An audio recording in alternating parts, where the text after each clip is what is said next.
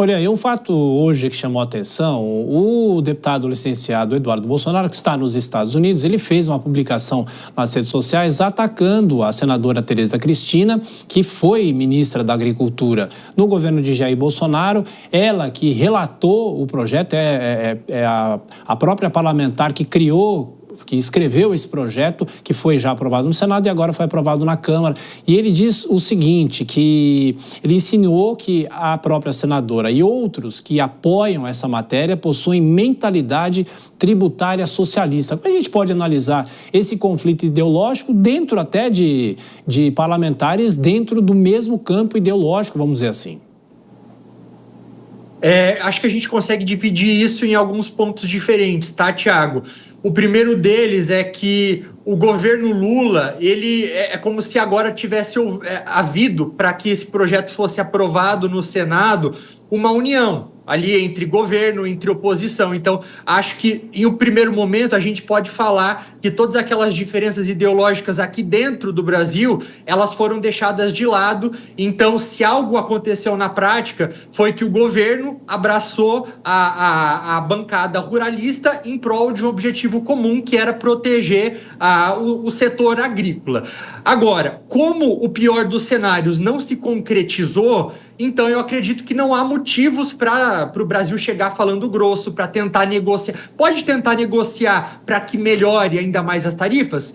Pode, mas não há motivo para buscar brigas. Então, eu acho que essa fala do Eduardo Bolsonaro, que aconteceu até mesmo antes do discurso do Donald Trump anunciando as tarifas, ela tem um viés muito mais político, na verdade. Está tentando buscar relevância no meio disso tudo, até mesmo porque se existe alguém que, nesse contexto inteiro, tem uma mentalidade atrasada, essa pessoa é quem ele está tentando defender nos Estados Unidos, que é o Donald Trump.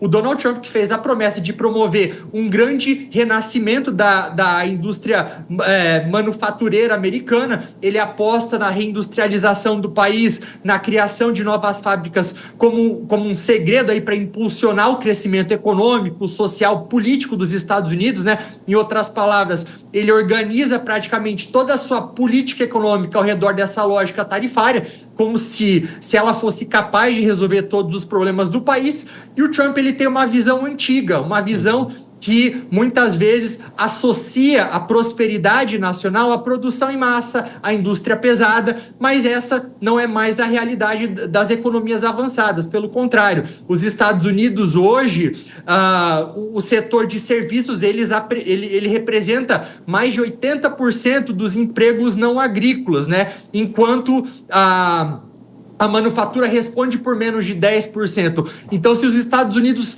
tivessem que, teoricamente, investir em algo, deveria ser no setor de serviços e não de indústrias. E o Eduardo Bolsonaro defendendo essa estratégia do Donald Trump mostra que é tão atrasado quanto o Trump. Ou seja, não está colocando o Brasil acima de tudo.